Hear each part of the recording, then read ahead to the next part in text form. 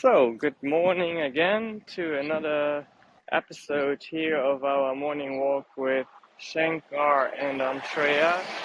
And really, what we do here is we talk about how you can basically lead a better business and how you can help to grow your online visibility, help to grow your brand, help to gain more leads, help to increase your sales, all of those amazing things. And today we'll talk about 4 traits to recognize an expert. That is very important if you are one of those companies or one of those individuals, one of those freelancers, one of those organizers, whatever you may be, who somehow, somewhere in their values and in their mission, see themselves as experts. Everyone wants to be an expert, but truly, in order to be an expert, you have to, first of all, recognize what experts are and then also commit to truly sourcing that within yourself, within the people that work with you, and also within your company.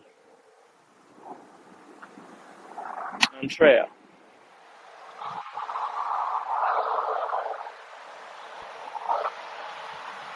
I think that in order to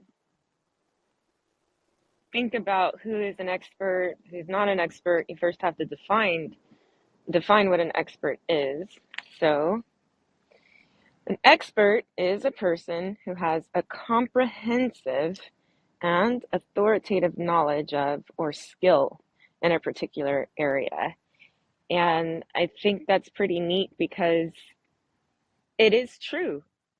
We trust experts because they're authoritative, not just, somewhat competent.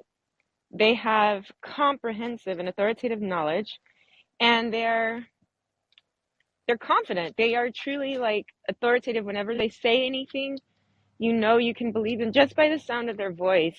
And even if it's written, it's not like, oh, I think, well, I believe, because that really kind of doesn't show me that they know what they're talking about.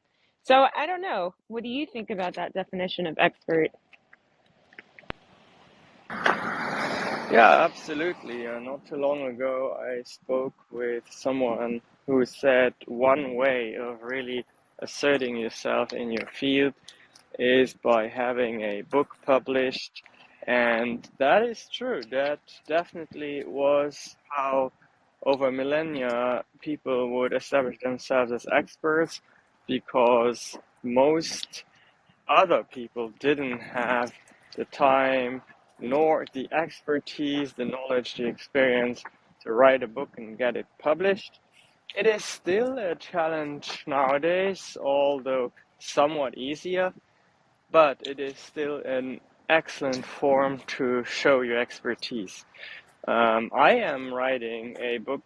I'm writing my life's journey as an entrepreneur. It's called The American Dream and how to achieve it in personal life and in business life. And I will point out that because I really want to get our listeners to understand when they meet someone, how can they identify whether they are in front of an expert. So this documentation of their knowledge for themselves or for others is truly a sign of expertise.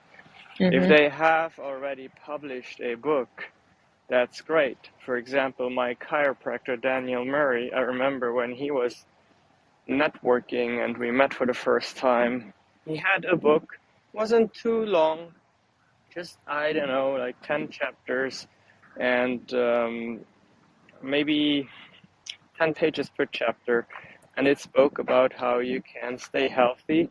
And whenever he was going to a networking event, he had his books and gave them away for free, and that definitely made him stand out to me. I immediately saw him as an expert chiropractor versus maybe someone else who didn't have a book. Hmm. Um, but I And will say, yes.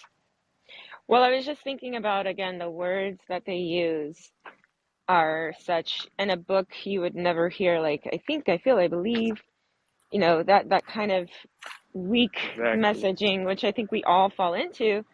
But when you are a leader or an expert, there's these strong actions and words that raise their stature, I recommend, I suppose, I question, I suspect, I urge, I advise. So in the books that we read by leaders and experts, because the two are usually, they go hand in hand, at least in that given field, you know that you can trust what they're saying. And they have gone so far as to publish what they know to be true. And it's usually Mhm. backed up by facts.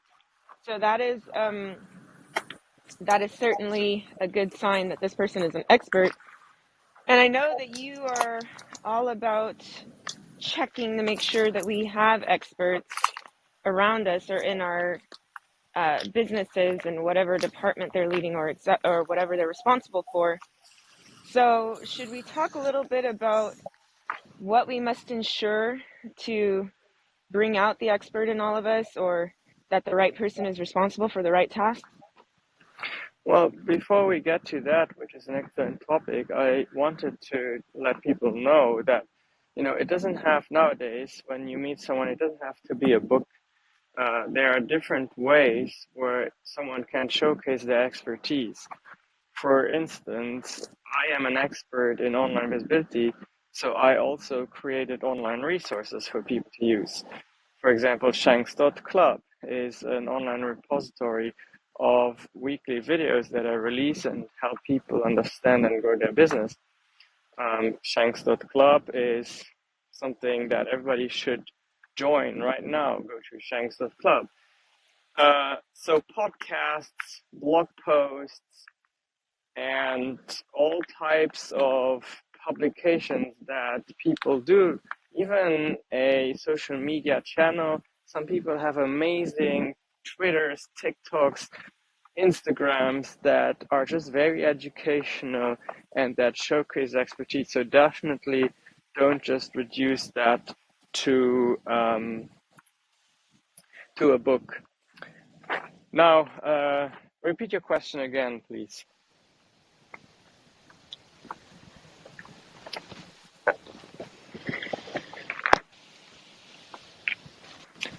I think we were talking about how to make sure that we can uh, assert that people in our field and who work with us are experts, right?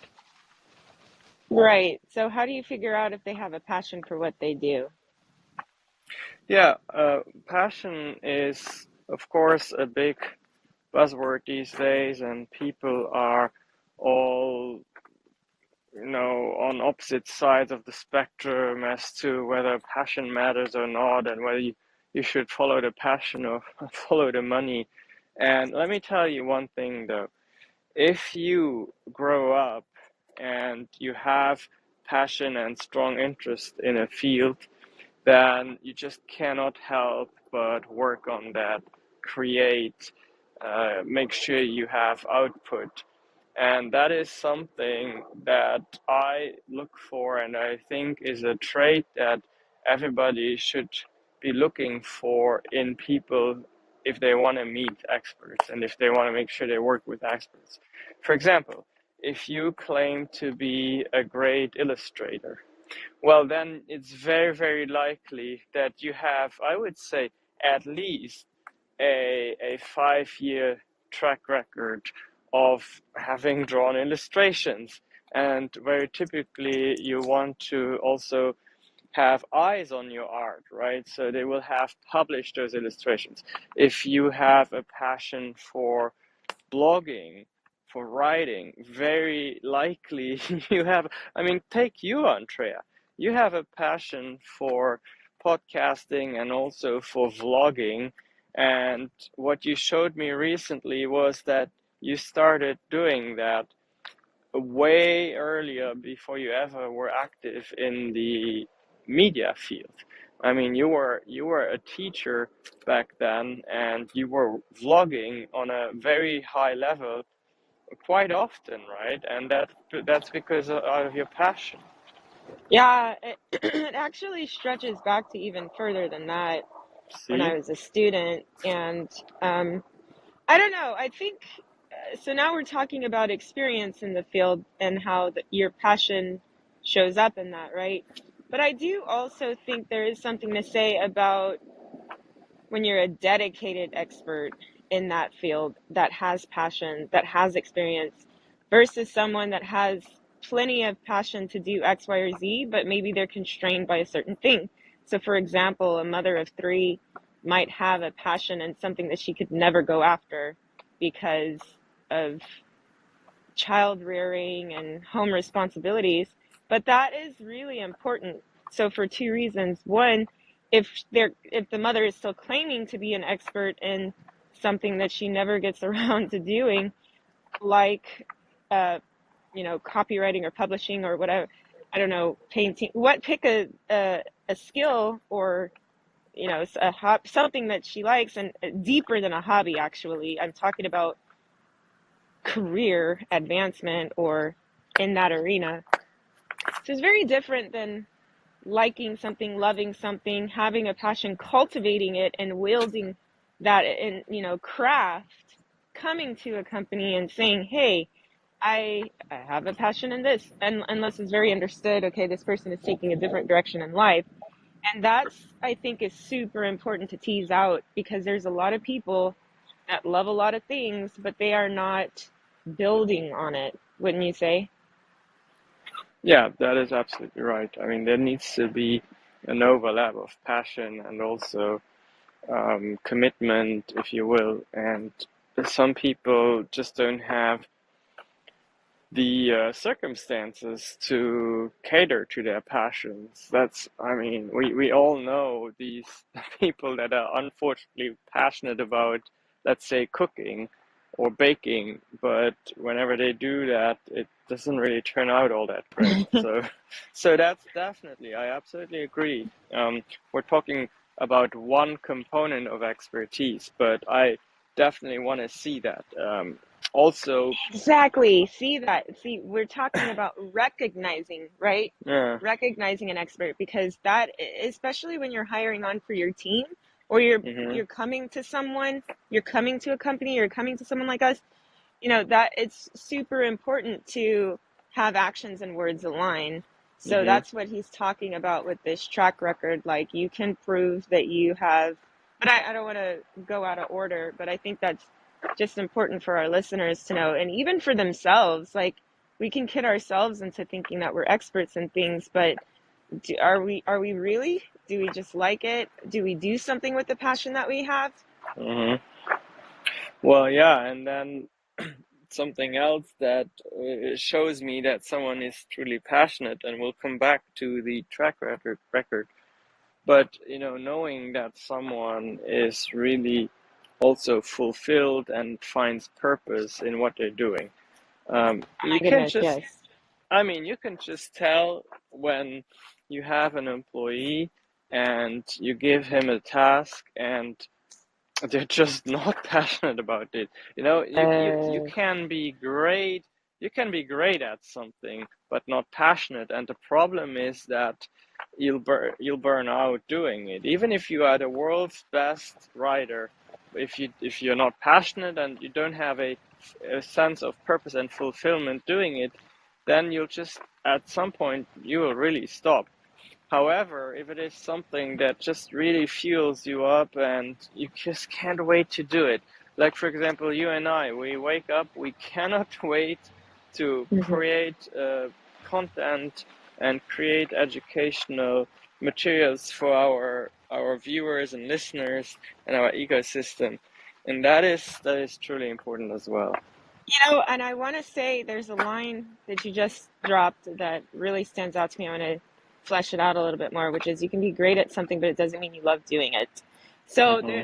there's a reason for that, and it might be you love for example, I discovered, in year 7 of teaching, I did interdisciplinary arts.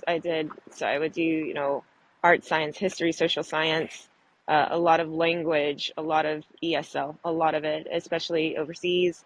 And I was switching into teaching public health before deciding to come here. I never took that route. Um, and I have a degree in it, so it would have made sense. But that was only after, nearly not burning out, but I discovered I hated, I loved teaching. I hated teaching ESL. I mean, we're talking like I would want to like claw my eyes out sometimes looking at textbooks of ESL. I just really, truly did not enjoy teaching ESL. And Mhm. for a while, it was really difficult because I questioned and questioned and questioned myself, like, what have I been doing? I don't know what made me become so aware that I didn't like doing that. But I finally had a lot more peace when I understood this doesn't mean I don't like teaching. It means I don't like teaching this subject. So that nagging, that feeling you get sometimes, you probably had it a lot before you left your last employer, where you just Mhm. don't like I don't want to go. I don't want to do this. There's like this overwhelm, or dread is the better expression. And, that can be hard for some people to understand why they have a passion for a part of what they do, but not in its entirety. And that has so much to do with like making sure you're the right, as they say, the right person in the right seat. So Mhm. um, maybe you love video, but you hate scripting, or you Mhm. hate doing all of the uh, location scouting, or you're a great writer, but you don't like doing the research, or you don't like blogging, but you like doing, there's levels to it. And I think that Mhm. that's really important when trying to understand, well, how can somebody possibly be so great at something, but still not like what they do? It's not the whole package that they love. Yep. Yep. I absolutely agree. And if people go to shanks.club, they will only find videos recorded there pertaining to growing a business and the sales part, the leads generation, and the strategy. So, but there's part of business that I'm not so excited about. For example, dealing with accounting. I mean, you don't find any videos about that, although I do it right now because there's like no other choice and I have the knowledge, but am I passionate about it? No. Perfect. Well, that brings us to our next. So you have some questions here to ask. Are they doing it in their free time? Is this something they started doing as a child? Do they have fulfillment and purpose in what they're doing? Have they assumed a thought leadership role in their Yeah. respective fields of expertise? That one is super important, right?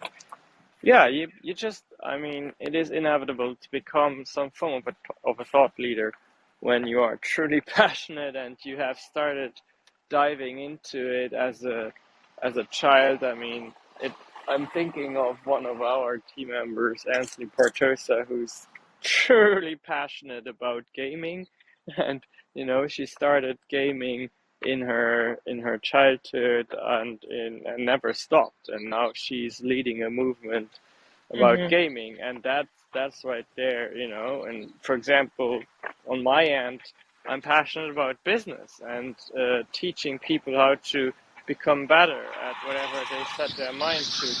And I that shows because I started tutoring people when I Mm-hmm. was 16, and I not only was it nice to help people, but it was also a lucrative endeavor. And I've come to realize that I have been a business person, since age Yeah. 16. And also the whole computer and online space, websites, I have, and you told me that as well, we had published websites with a tool called iWeb, I believe, that was Apple's version of a web editor, and we had websites out there before others even knew uh, that it was possible for a individual to create a website. It was really sad that they got rid of iWeb. I mean, that would be like a 20-year-old site for me. But no, I Yeah, mean, and you go right into ex illustrating how you have experience in the field. yeah, When you came from Luxembourg to here, immediately you were still tutoring. That was still a yeah. part of your passion. It was also, as you said, another source of revenue. And Hmm. I like how you say Shanks is a company where people get a chance to prove themselves, but each department needs a strong, experienced leader. And you start it with yourself. That Yeah. track record, how you have way over the last 5 years continuously produced high value output in your field of expertise. And you definitely received public recognition and praise for your work because you got the President's Award for Hmm. digitizing the entire school. I mean, that's amazing. If that doesn't show Uh, expertise in your field, I don't know what does at an Ivy League school and in a place where they could have hired someone and you did it because of your passion and you did it as a result of having experience as well. hmm. Yeah. So, I mean, the second point, there is definitely experience in the field. And again, I'm not talking about the experience necessarily where, you need to have had 5 years of working formally for a business doing what we're talking about. But just, again, if you have passion, the experience kind of comes with it. Provided you are blessed enough to live your passion, which we touched on earlier. That's a big one. Yes. So lastly, we talk about hunger, the hunger for more knowledge. And that is, one question you can ask to figure that out is do they partake in activities to continue fine-tuning their skills? Yes, I mean, just like you and I, we spent probably 2 hours every day, and I mean every day, educating ourselves, continuing our knowledge, especially in the field of technology and public relations and marketing. Things change all the time. We know how the algorithms change, we know how the features change. Just yesterday, you discovered that LinkedIn has templates now where you can insert a link into the picture. We listen and buy course material from people who are way further along on the journey as we are, and it's just naturally that you want to know, okay, so what's new in my field so that I can be even better or more efficient in what I love doing. So it really all fits together. And this has to be something, by the way, that people do on their own. If you need to send an employee to a course, like an educational training, and you need to make them go, or it's like a requirement, hey, have you like taken that course yet, and you have to kind of really fight for it, then that's not an expert, then that's just someone in your company who is there to fulfill a role. And we we that's there's got to be people like that as well, who just are there to make sure tasks get accomplished. But in every department, and certainly within leadership, you need experts. So I think we should um, repeat the four traits, Andrea, so Sure. that people can kind of use that and measure against people they come across. Absolutely. So the four traits: passion, experience, track record, hunger for knowledge. Hmm. So next time when you claim to be an expert, or when you claim that your company is an expert, use this litmus test and see if, according to this definition, you would meet the qualification of an expert. And if not, then there might be changes to make, adjustments to make. We are going through that ourselves. We want to be a company where there's absolute expertise. And we want to make sure that we have in every department, in every vertical of expertise we operate in, we recognize those traits.